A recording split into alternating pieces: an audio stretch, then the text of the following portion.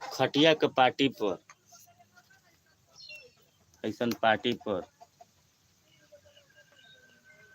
भैया 2 गो लकड़ी से बजावे सिखौना। लगनी तम्बूर बजावे जौन बाजा में बजावल जाला, ओके लोग त्रास कहेला। आज के बाजा में तम्बूर त्रास नइखे बाजत, ताशा बाजता जौन गोल का।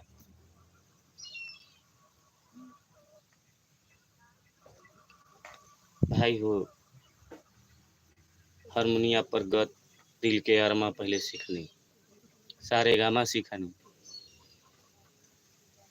लेकिन स्वर के अंदाज थोड़ा मोड़ा लाग गई। लेकिन आज भी सही तरह से हम हारमोनिया ना बजा पाइला। लेकिन आज भी जो ढोलक पे नाल पे जो ताल हम तोड़ दिला, हमरा उ अंदाज बा। बजावे तो ना आवेला, लेकिन कुछ ऐसा चीज बजा दिला कि हम खुद ना समझ पाइला कि कैसे बाजल। आ कभी कभी भाई ऐसा हम आवाजियों में गाना गा दिला कि हमके खुद ना पता लगेला कि हम ही गौनी हाँ।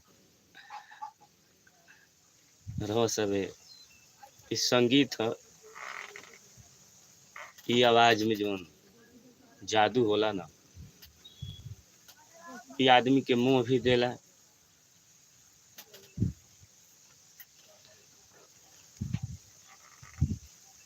इंसान खुद कला के देख के मोहा जाला और खुद चल के सुतल आदमी भी जाग के आ जाला। वो आवाज में अगर दम होके तब, अगर दिल से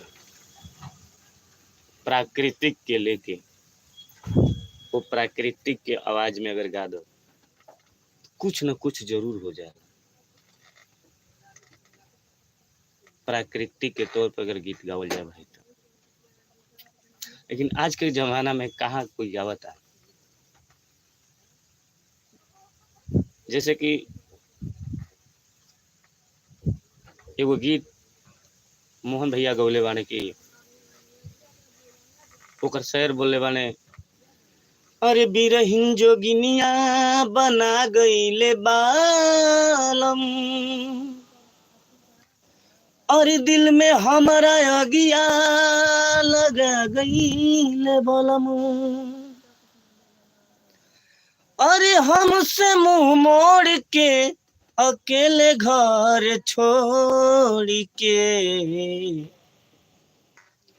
और जियते जी हमके मुआ गईल बलमुआ।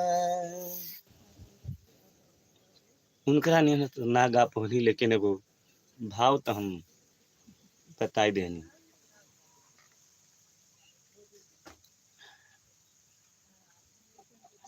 एगो हम बहुत पुरान पूर्वी टाइप के गीत है। अक्सर में हमने हमारा के कुछ जानकारी नहीं है, आधा अधूरा चीज जानकारी है। केहू कह दिला पूर्वी छपरहिया, हाई पूर्वी है छपरहिया है तो फलान है फलान है, अंदाजे पर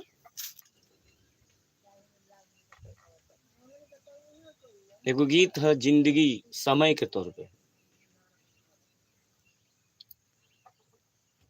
कि आदमी बली न होते हैं,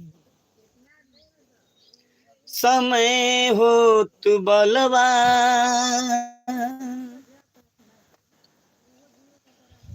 और जीते अर्जुन से कोई बार।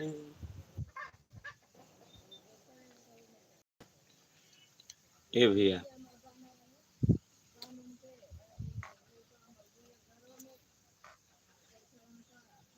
जीवन 4 दिन के, ये जिंदगी 4 दिन के बा, ए पर कोनो गुमान कैला के जरूरत नहीं है भाई।